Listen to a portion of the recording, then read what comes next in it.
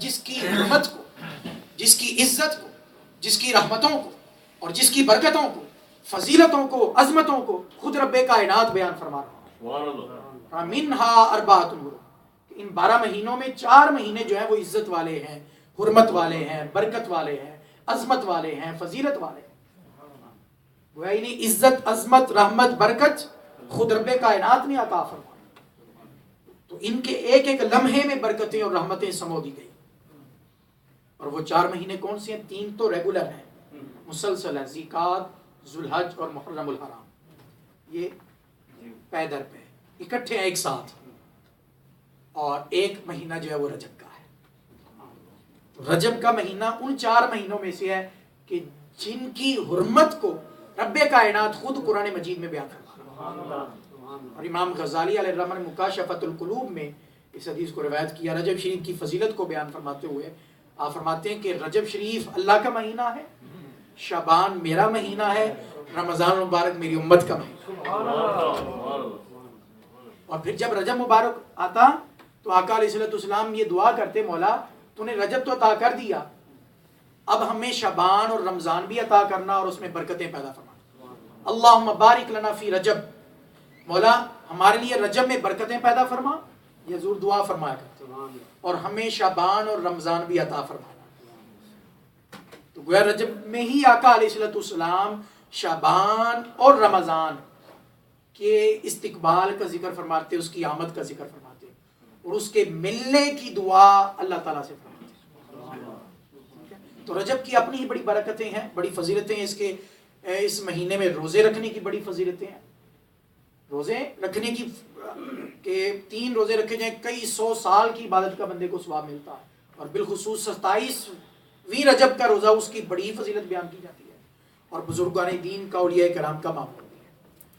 تو رجب شریف کی اپنی ہی برکتیں ہیں، اور اس کے ساتھ ساتھ اسی ماہ مبارک میں حضور خواجہ غریب نواز، خواجہ سلطان الہند، خواجہ معین الدین چشتی اجمیری علیہ الرحمہ کا عرس مبارک بھی ہوتا ہے۔ تو اس والے سے، اور ایک بات یہ بھی ذہن میں رکھیں، ہم نے خواجہ غریب نواز کو نہیں دیکھا، ہم نے خواجہ غریب نواز کو، ہم نے حضور غوث اعظم کو نہیں دیکھا، ہم نے حضور سیدی سند الواصلین، حجت الکاملین، امام العارفین، حضور سیدی فیض عالم داتا گنج بخش علی حجویری رضی اللہ تعالیٰ عنہ کو نہیں دیکھا، لیکن جب بھی ان کا نام آتا ہے تو دل میں ایک محبت اور سرور کی کیفیت اور خوشی کی کیفیت پیدا ہو جاتی ہے، اور دل ان کی طرف کے لیے مچلتا ہے، اور دل میں ایک محبت کی کیفیت، پیار کی کیفیت پیدا ہوتی ہے۔ سوال یہ کیا ہم نے کوئی کتابیں پڑھی ہیں ان کی محبت پر؟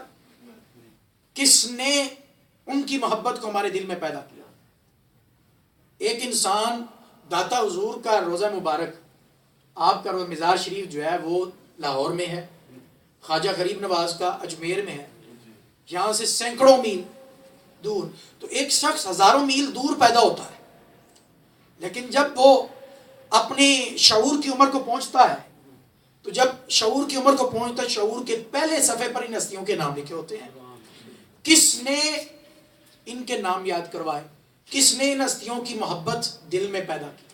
کیوں ہم اتنی عقیدت، محبت اور احترام سے اور رسپیکٹ سے ہم ان کا نام لیتے ہیں اور ان کا ذکر کرتے ہیں اور ان کا ذکر خیر کرتے ہیں اور ان کی تعلیمات کو سنتے اور پڑھتے پڑھاتے ہیں؟ ایسی وجہ کیا ہے؟ آئیے ذرا قرآن سے اس سوال کا جواب دیتے ہیں۔ تو قرآن کہتا ہے ان الذین آمنوا وعملوا الصالحات سیجعل لهم الرحمن ودا۔ اللہ تعالیٰ فرماتا ہے میرے وہ بندے جو میری ذات پر ایمان لا کر میرے ہو چکے، ان الذین آمنوا، وہ بندے جو میری ذات پر ایمان لا کر میرے ہو چکے ہیں، جنہوں نے مجھے حقیقی معنوں میں مان لیا، دل و جان سے مان لیا، اور ان کا ظاہر بھی ایمان سے منور، باطن بھی ایمان سے منور۔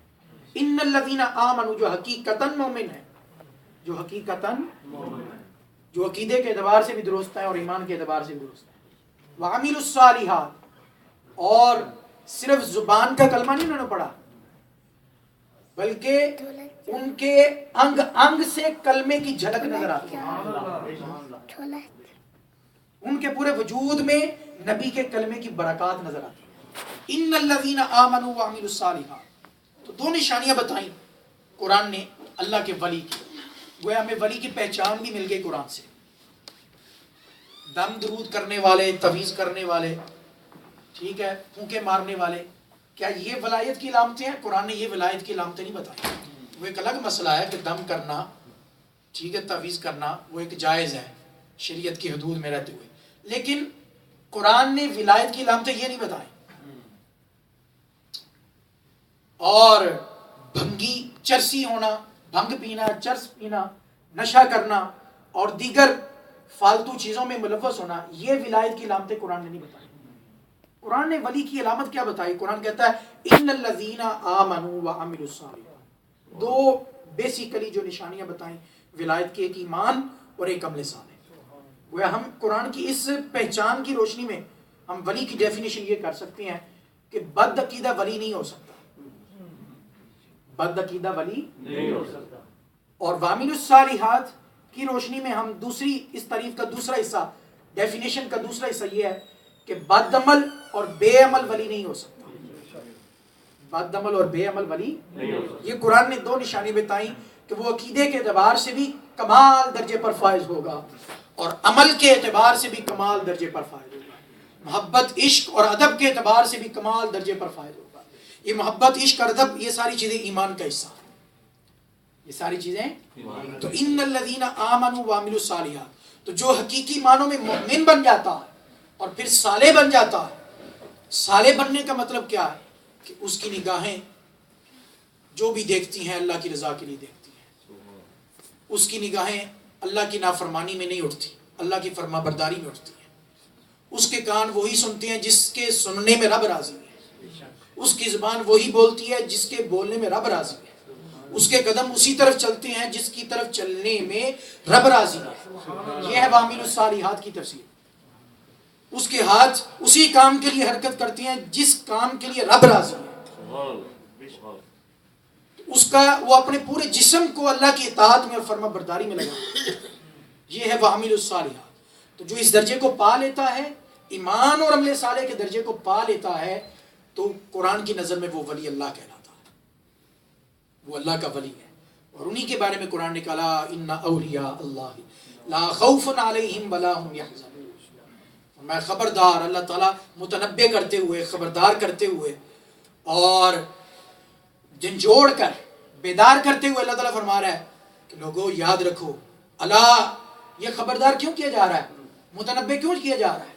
متنبع اس وقت کیا جاتا ہے جب اگلی بات جو آپ کرنا چاہتے ہیں، جب آپ اپنے سامعین کو، سننے والوں کو کسی بات کی اہمیت بتانا چاہتے ہیں اور بڑی اہم بات بتانا چاہتے ہیں، تو پہلے آپ انہیں متنبع کرتے ہیں، خبردار کرتے ہیں، ٹھیک ہے، انہیں بیدار کرتے ہیں. توجہ کرو، غور سے سنو، یہ میں بات جو کرنے والا ہوں یہ کوئی عام بات نہیں، بڑی اہم بات کرنے لگا ہوں. تو اللہ تعالیٰ بھی مضمون تھا شان اولیاء، بات کرنی تھی اپنے ولیوں کی شان کی، اپنے ولیوں کے مقام اور رتبے اور ان کی عظمت کو بیان کرنا تھا. تو رب کائنات نے پہلے متنبع کیا، خبردار کیا کہ لوگوں توجہ کرو، اللہ یہ جو بات کرنے لگا ہوں، جو بات بتانے لگا ہوں، یہ کوئی عام بات نہیں، یہ میرے ولیوں کی بات ہے، یہ میرے پیاروں کی بات ہے، یہ میرے محبوبوں کی بات ہے، یہ میرے مقرب بندوں کی بات ہے، یہ میرے مقبول بندوں کی بات ہے. یہ ان کی بات ہے کہ جنہوں نے میری بارگاہ میں درجہ محبوبیت کو پا لیا. یہ ان کی بات ہے جنہوں نے میری بارگاہ میں درجہ قرب کو پا لیا، جنہوں نے شرف قبولیت پا لیا، اور جن کی جو میری بارگاہ میں یہ مقام رکھتے ہیں، یہ درجہ اور عظمت رکھتے ہیں، فضیلت رکھتے ہیں کہ لو اقسم علی اللہ لا برا، کہ میں ان کی زبان سے نکلنے والی ہر بات کی لاج رکھتا ہوں، جو منہ سے نکال دے میں پورا کر دیتا ہوں. حتیٰ کہ میری قسم اٹھا کے کہہ دیں خدا کی قسم یوں ہی ہوگا تو میں ان کی بات کو نہیں موڑتا. صحیح مسلم شریف کے حدیث پاک ہے، لو اقسم علی اللہ لا برا، میرے وہ بندے جو میری ذات پر ایمان لا کر میرے ہو چکے، جن کا اٹھنا بیٹھنا سونا کھانا پینا میری ذات کے لیے ہے، تو پھر انہیں یہ شان مل جاتی ہے جب ان کی زبان حرکت کرتی ہے تو زبان ان کی حرکت کرتی ہے، مشیت خداوندی اور ارادہ خداوندی ان کی گفتگو کے ساتھ متصل ہو جاتا ہے، اٹیچ ہو جاتا ہے، کہ جو وہ بات کرتے ہیں اللہ تعالیٰ ویسے ہی فرما دیتا ہے. لو اقسم علی اللہ لا برا. تو اللہ تعالیٰ نے اللہ کہہ کے اپنے ولیوں کی شان بیان کرنے سے پہلے لوگوں کو خبردار کیا، متنبع کیا کہ ہوش کے کانوں سے سنو. اور ما ان اولیاء اللہ لا خوف علیہم ولا هم یحزنون، کہ بے شک میرے ولیوں کی شان یہ ہے کہ ان پر کوئی خوف نہیں اور نہ ہی وہ غمگین ہوں گے، نہ انہیں کوئی ماضی کا خوف نہ مستقبل کا۔ کیوں وہ ہر خوف سے بے نیاز کیسے ہو گئے؟ کیونکہ انہوں نے صرف اپنے دل میں صرف رب کا خوف پیدا کیا۔ جو اللہ سے ڈر جاتا وہ دنیا کے ہر ڈر سے بے نیاز ہو جاتا۔ دنیا سے وہی ڈرتا ہے جس کا دل خوف خدا سے خالی ہوتا ہے، اور جس کے دل میں خوف خدا ہوتا ہے، خشیت الہی ہوتی ہے، پھر وہ دنیا سے نہیں ڈرتا۔ یہ قرآن کہہ رہا ہے لا یخافون لومۃ لائم، جو اللہ کے ولی ہیں، انما ولیکم اللہ ورسولہ والذین آمنوا الذین یقیمون الصلاۃ ویؤتون الزکاۃ وہم راکعون، یہ ساری ولیوں کی شانیں بیان کی جا رہی ہیں، اور ان کے بارے میں کہا گیا وہ پھر ملامت کرنے والوں کی ملامت سے نہیں ڈرتے۔ لا یخافون لومۃ لائم، انہیں پھر اس بات سے نہیں دنیا کیا کہے گی، میں داڑھی رکھ لوں گا تو دنیا مجھے کیا کہے گی، لوگوں کی نظر میں اچھا نہیں رہوں گا، نہیں، پھر وہ لوگوں کی ملامت سے نہیں ڈرتے، لوگوں کے خوف سے نہیں ڈرتے۔ بعض رات نماز اس لیے نہیں پڑھتے کہ وہ لوگوں کی بس پرواہ ہوتی ہے کہ لوگ کیا کہیں گے، اللہ یہ بڑا حجی متقی پرہیزگار بن گیا، ساری زندگی بے نمازی بن کے گزار دی، ہوں بڑھیا نمازیں پڑھنی شروع کرتی ہیں۔ نہیں، اللہ والے کی شان یہ لا یخافون لومۃ لائم، وہ صرف رب سے ڈرتا ہے، وہ کسی اور سے نہیں ڈرتا۔ تو قرآن یہ کہہ رہا ہے جو صرف مجھ سے ڈرتا ہے، میرا ولی بن جاتا ہے، میرا محبوب بن جاتا ہے، پھر وہ کسی اور سے نہیں ڈرتا۔ لا خوف علیہم ولا هم یحزنون، ہم اسے ہر خوف سے محفوظ کر دیتے ہیں اور ہر غم سے محفوظ کر دیتے ہیں۔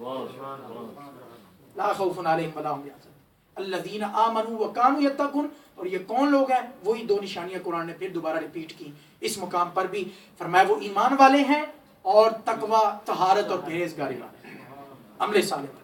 اب وہ سوال جو ہمارے ذہنوں میں پیدا ہوا کہ ہمارے لیے ہمیں خواجہ غریب نواز، خواجہ معین الدین چشتی اجمیری کا نام کس نے بتایا؟ ہمارے دلوں میں ان کی محبت کیسے خود بخود پیدا ہوئی؟ کس نے ہمیں یہ محبت سکھائی؟ یہ محبت کا پیغام کیسے دل میں پہنچ گیا؟ داتا حضور، ہم داتا حضور سے یہاں سینکڑوں میل دور بیٹھے ہیں، تو داتا حضور کی محبت ہمارے دلوں میں کیسے پیدا ہو گئی؟ حضور غوث اعظم شیخ عبد القادر گیلانی رضی اللہ تعالیٰ عنہ کی محبت کیسے پیدا ہوگی؟ تو قرآن کہتا ہے یہ محبت خود بخود پیدا نہیں ہوئی، یہ تم نے پیدا نہیں کی۔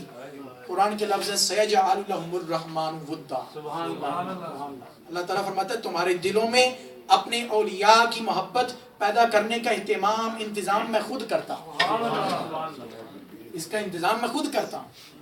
سیجعل لهم الرحمن ودا، اللہ تعالیٰ خود ان اہل حق کی اور مردان حق کی، اللہ کے نیک بندوں کی محبت اللہ تعالیٰ خود دلوں میں پیدا فرما دیتا ہے۔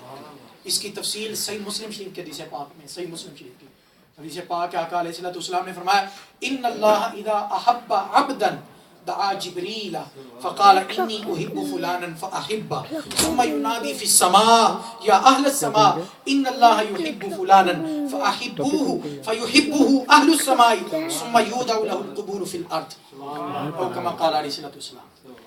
جب اللہ تعالیٰ کسی بندے سے محبت کرتا، جب اللہ تعالیٰ کسی بندے سے محبت کرنے لگ جاتا ہے تو حدیث کے لفظ دعا جبریل، اللہ تعالیٰ جبریل امین علیہ السلام کو، روح الامین، سید الملائکہ، نوریوں کے سردار، سید الملائکہ جبریل امین علیہ السلام کو اللہ تعالیٰ بلاتا ہے، اور بلا کے کیا فرماتا ہے؟ حدیث کے لفظ فقال انی احب فلانا، اے جبریل سن، میں فلاں بندے سے بڑی محبت کرتا ہوں،